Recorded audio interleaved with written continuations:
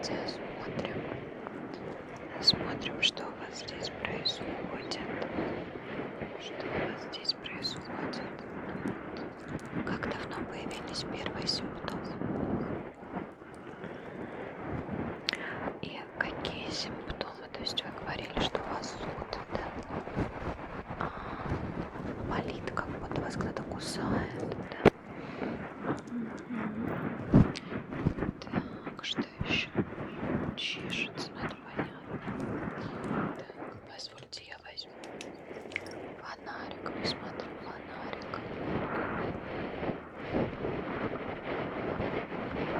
Ну,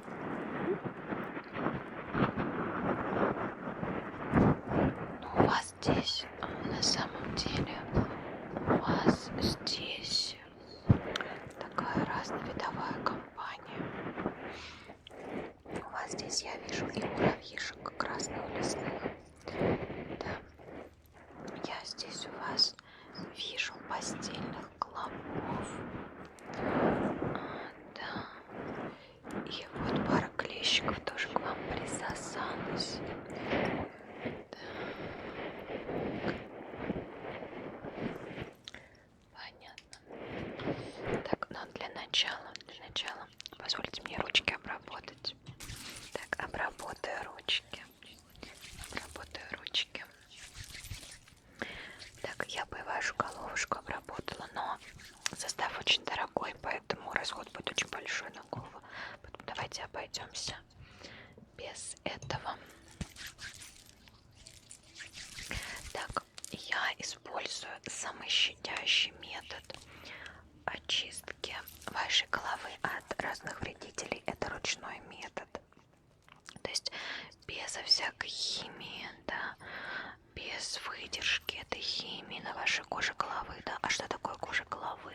Это первый барьер вашего головного мозга. То есть нужно быть максимально осторожным с кожей головы, максимально бережным, да. Поэтому ничего не бойтесь. Так, сейчас я вас освобожу от этой пакости. У вас тут ничего не бойтесь. Если будет сильно больно, вы мне, конечно, говорите, потому что я могу увлечься, да, поймать кураж и все.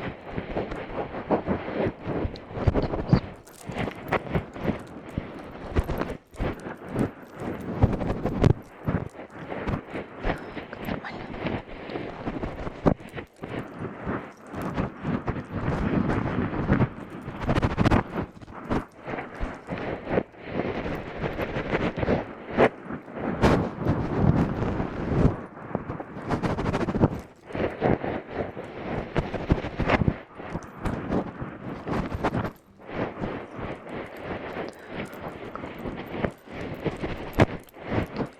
И мне нужно, чтобы вы мне пообещали, что больше вы по заброшкам ходить не будете и спать там тоже не будете, да.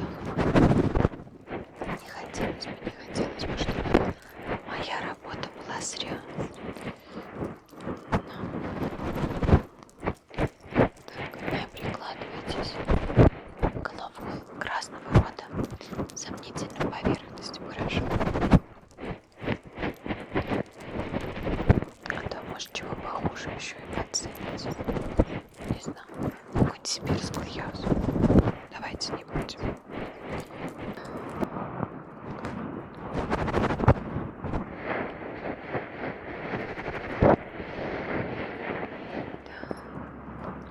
И вообще, знаете, если вы в какие-то вот такие зоны идете, где могут быть насекомые, да, клещи, обрабатывайтесь обязательно. Есть специальные спреи, которые действуют не только на комаров, но и на клещей в том числе отпугивают. Там нужно опрыскивать свою одежду, обувь. Ну, то есть все места, по которым клещ может на вас начать свое восхождение, обязательно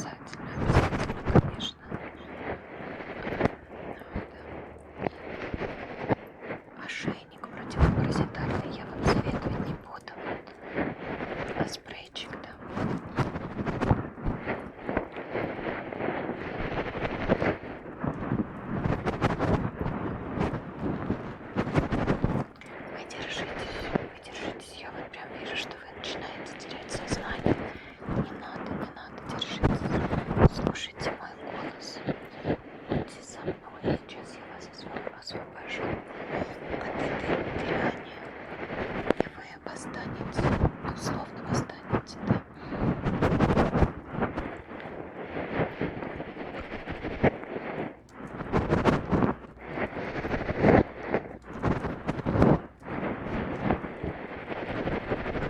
Голова у вас кружится, я вижу.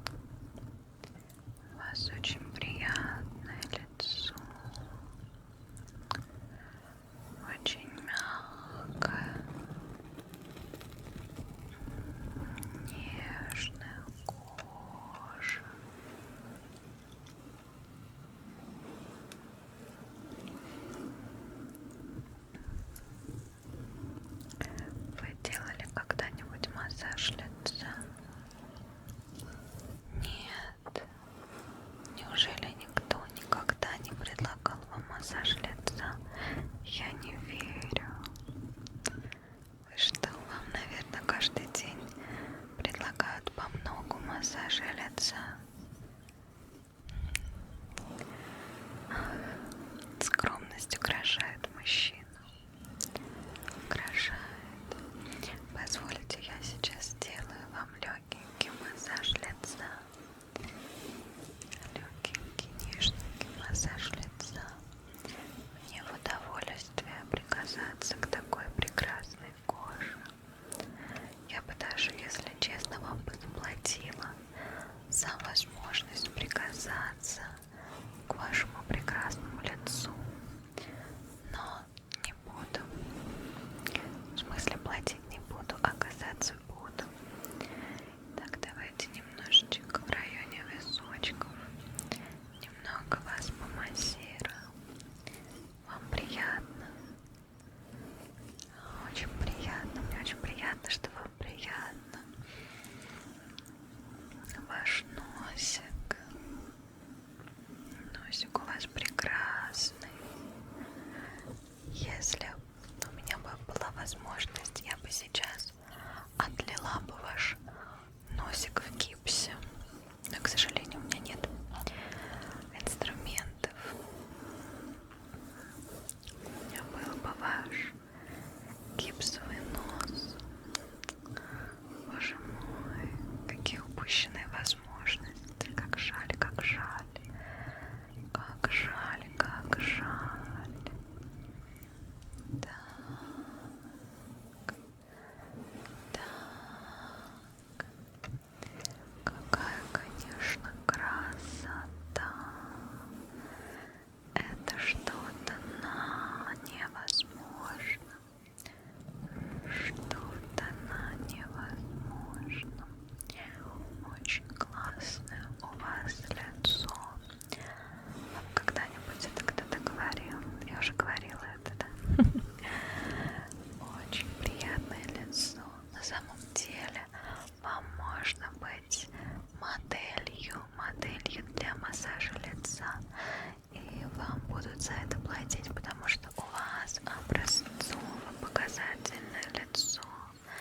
Знаете, как на схемах, где рисуют, да, по золотому сечению этих прекрасных людей. Вот вы, эта схема в реальной жизни. У вас все так красиво, все так ровненько. Невероятно, невероятно. Боже мой. Мне кажется, я буду еще весь месяц просто ходить и рассказывать всем вокруг, какое прекрасное лицо я смогла потрогать. Какое невероятное лицо. Какое лицо. А скажите, у вас это лицо с рождения, ну, такое прекрасное, или вы какие-то процедуры делали, чтобы прийти к этому от рождения? Вау!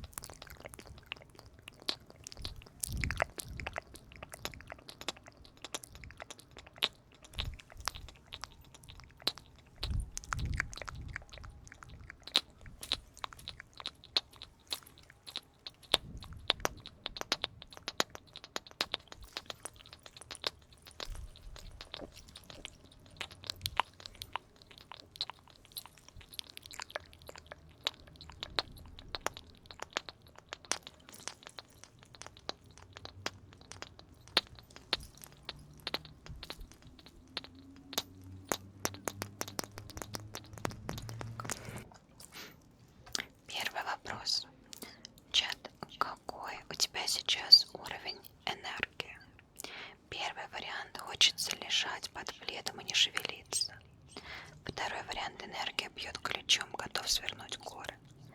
Третий вариант – спокойное, ровное состояние, плыву по течению. Четвертый вариант – творческое настроение, хочется чего-то необычного. Итак, чат, какой у тебя сейчас уровень энергии? Вы можете просто писать не циферку, а вот туда. Вообще не пишите циферку, пишите вот словами, как вы чувствуете, да? Ну так вот, какой у тебя сейчас уровень энергии?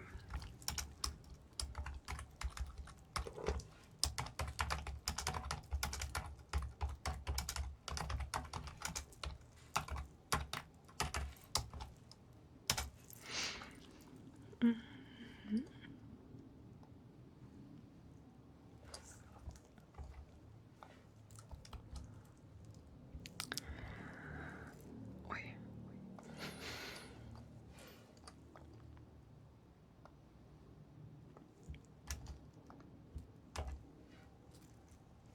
Хорошо. Итак, чат, второй вопрос. Как вы обычно решаете внезапные проблемы? Давайте я не буду вам давать варианты ответа.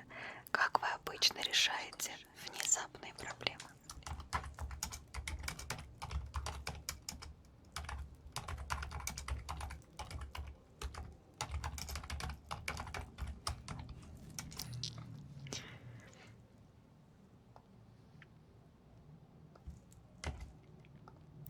Не стесняйтесь, отвечайте как есть. Вас никто не осудит здесь. У нас нет такой чат. В нашем чате не осудят. Ну. Итак, чат, если бы ты был стихией, то какой? Третий вопрос.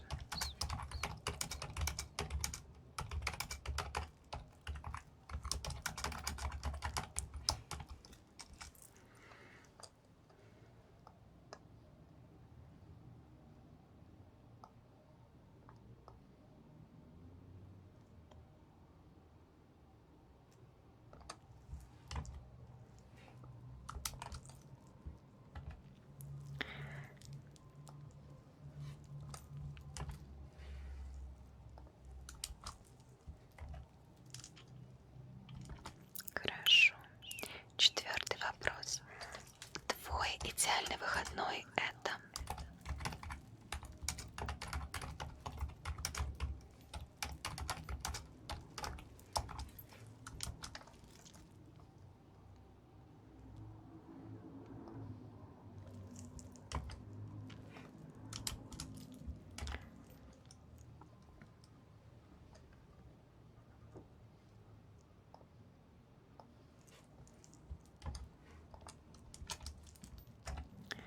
Хорошо.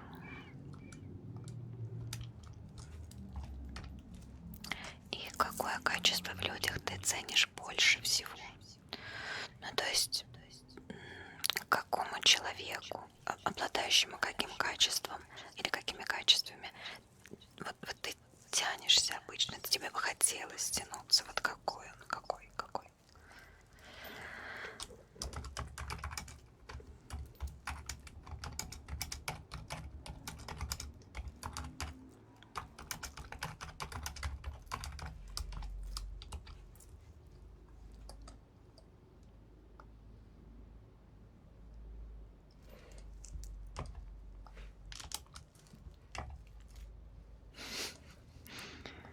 Хорошо.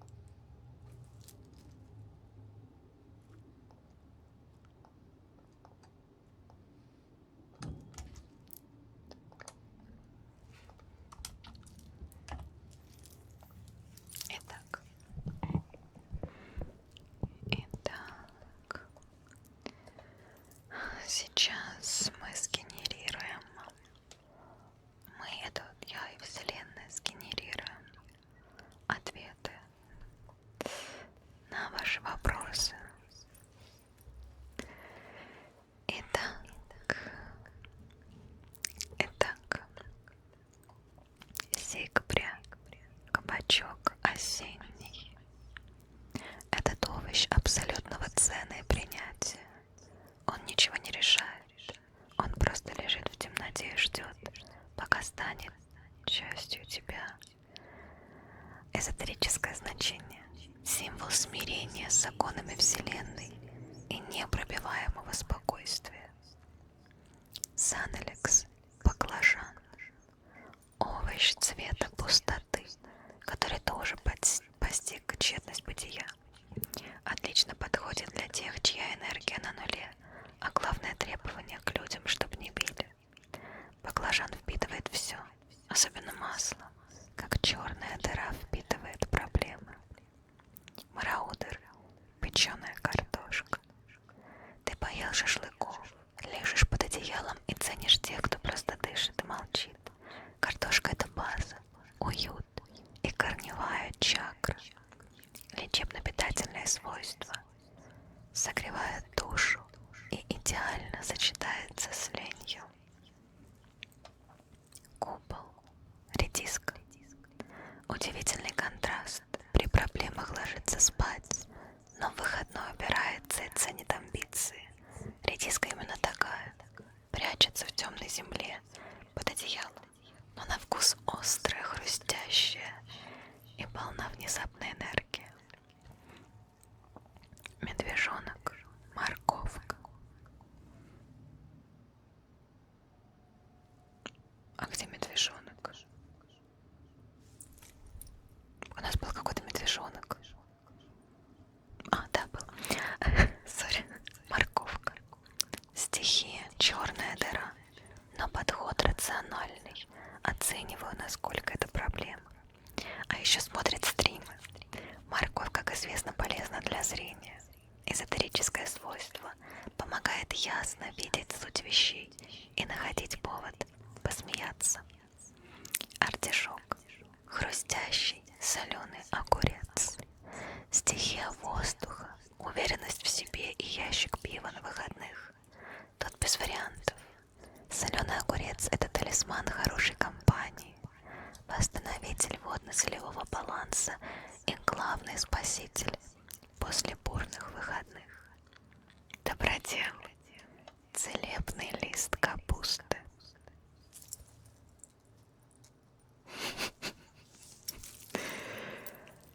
Тебе достается главный целебный овощ всея Руси. Капустный лист в народной медицине лечит вообще все. Вот, нейросеть желает тебе скорейшего выздоровления. Я тоже. Вот, пусть капустная магия затянет все раны. Макс Горький. Добрая тыква. Энергии нет, посуду мыть лень, но душа просит открытости, доброты и верности. Тыква — это овощ-сказка, овощ-карета. Символизирует домашний очаг и надежду, что придет добрая фея и вымоет за тебя тарелки. Цересиус. Чеснок. Внутри молния, главное качество — преданность, но на выходных любит поспать. Чеснок спит в грядке почти до самой осени, но если его тронуть, ударит молнией вкуса. Мощнейший оберег от злых духов и хейтеров. Бошки. Свекла. Водная стихия, которой нужен выходной от выходного. Свеклу нужно варить долго, нудно, она требует времени, чтобы дойти до готовности. Так и тебе нужно время, чтобы восстановить свой глубокий внутренний ресурс. Ностро. Брокколи. Отвечает сарказмом, любит хорошую компанию и еду. Брокколи — овощ с претензией на интеллигентность, полезный для мозга, отлично подходящий для тонкого сарказма над любителями фастфуда. Николай Че. Горох. Воздух и надежность. Горошинки всегда держатся вместе в одном стручке. На них можно положиться, только если не варить суп. Первый вопрос. Ты заходишь в шумную таверну. Что ты сделаешь в первую очередь? Что ты сделаешь в первую очередь? Пойдешь к барной стойке за напитком и едой. Забьешься в самый темный угол, чтобы наблюдать за всеми. Ищешь свободный стол поближе к камину, чтобы погреться. Громко со всеми здороваешься или сразу ищешь компанию для игры в карты, ну или не знаю, для чего тебе еще там компания нужна. Ты заходишь в шумную таверну, и что ты сделаешь в первую очередь? Итак,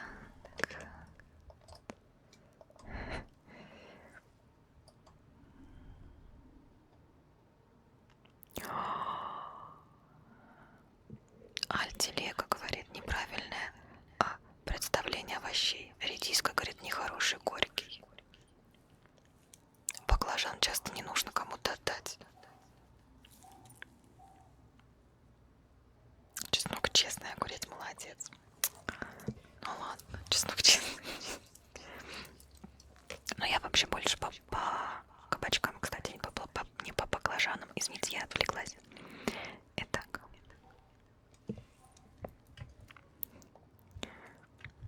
Ну, у меня, правда, никогда, по-моему, не сажали баклажан.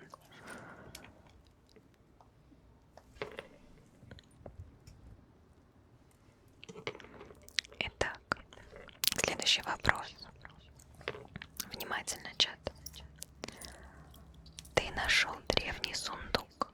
Что внутри тебя обрадует больше всего? Первый вариант — гора золота. Куплю себе все, что захочу.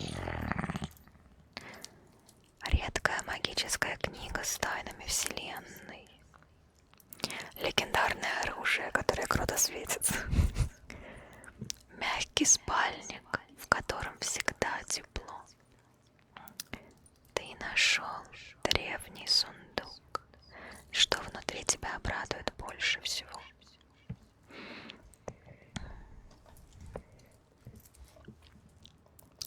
Много денег. Магическая книга с тайнами всякими. Легендарное оружие. Или безмерный мягкий спальник, в котором всегда тепло.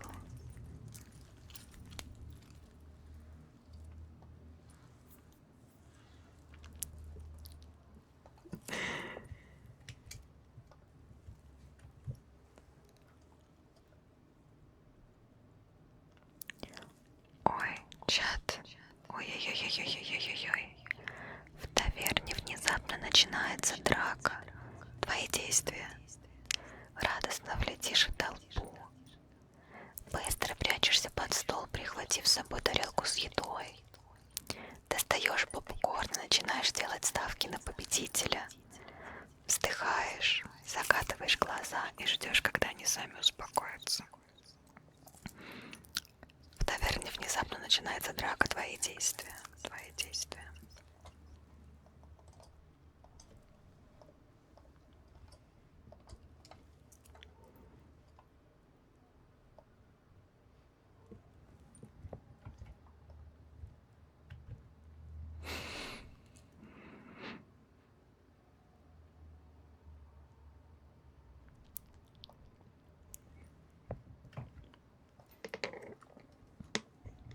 Не, ну знаешь, Мраудер, если ты сидишь в углу, это да, ешь попкорн, это да, но закатываешь глаза, ну тут уже определись, или попкорн, или глаза закатывать. Тут, ну...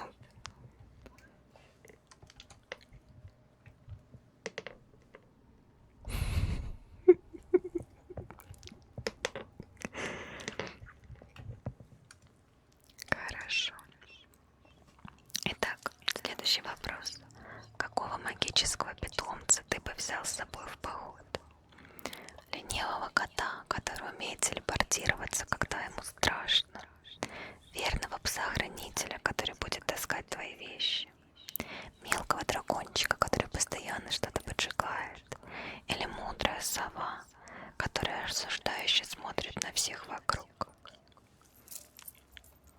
Какого магического питомца ты бы взял с собой в поход?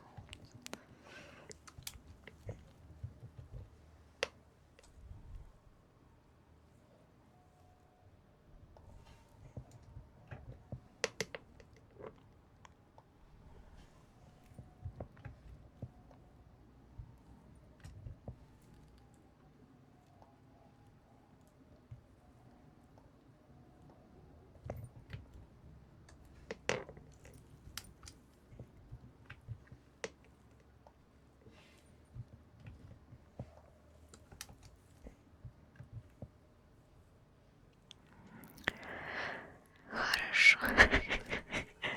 Следующий вопрос. Ради чего ты вообще согласился пойти на этот опасный квест? Ради мировой славы и почетного титула? Чтобы спасти мир? Ну а кто кроме тебя, да? Просто скучно стало дома? Или ради стабильного заработка и сытой жизни?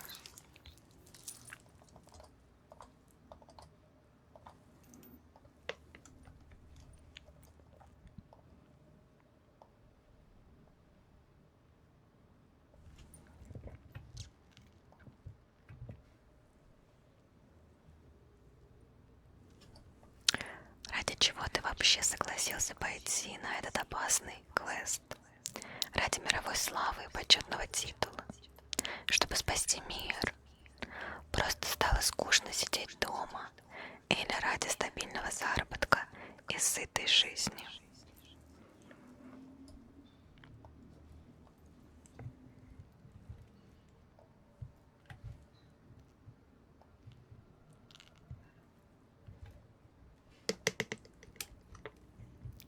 Отлично.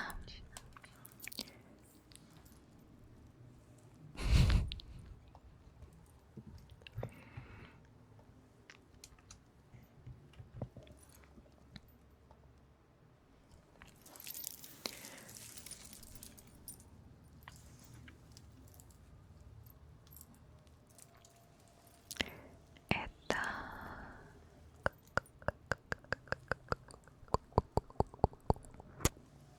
мои шлёчки. Извините. Итак, Саналекс, насильно призванный маг-нигилист. Он вообще не хотел ни в какую таверну. Его затащили в пати силой. Сидит прямо в камине. Читает магическую книгу, чтобы наколдовать себе золото и спальник, потому что ходить никуда не собирается. Осуждает всех вместе со своей совой и ждет, когда вся эта ваша пати отлетит в первой же пещере. Сигбри, амбициозный пиромант на вырост. Начинает скромно, мерзнет и лезет в камин греться. В драке просто ест попкорн и делает ставки, но в душе он эпичный спаситель мира. Усиленно читает гримуары, кормит мелкого дракона и ждет, когда тот вырастет, чтобы улететь в закат, спасать вселенную. Мараудер, тот самый таинственный NPC в капюшоне. По всем законам жанра сидит в самом темном углу с мудрой совой, закатывает глаза на драку и читает умную книгу. В квест идет только потому, что стример приказала. Скорее всего, именно он выдает квесты новичкам, лениво жуя попкорн. Цересиус, хаотично злой берсерк из другой вселенной. Абсолютный хаос воплоти. Заходит, переворачивает стол. Начинается драка, раскидывает всех на пути к бармену. Из сундука берет сердце Дэвид Джонса. В качестве пэта заводит лазерную свинку. А мир готов спасать исключительно ради комбо-обеда в Бургер Кинге. Купол — супер прагматичный наемник. Никакой романтики, только бизнес и выживание. Пришел, поел у барной стойки, залутал деньги из сундука. Началась драка, спрятался под стул. Питомец собака, потому что от нее хоть польза есть. Идет в квест чисто ради стабильной зарплаты и сытой жизни. Выживет дольше всех. Артишок, классический главный герой, паладин. Тот самый парень с обложки любой RPG. Сверкающий меч в руках, верный пес у ноги, душа компании. Пока остальные прячутся по углам или в камине, он уже собирает пати и готов с ноги лететь, спасать мир. Ностро — шеф-повар, иллюзионист. Шведский повар, который пришел сюда чисто на заработки. В любой непонятной ситуации достает попкорн, читает магическую кулинарную книгу и держит при себе ленивого кота, телепортера, чтобы в случае опасности быстро слинять из таверны. Ну ладно. Али Теннон, случайный прохожий, зашел в таверну, сказал привет, увидел перевернутые столы и людей в камине, лазерную свинку и мага с совой и просто молча вышел спиной вперед.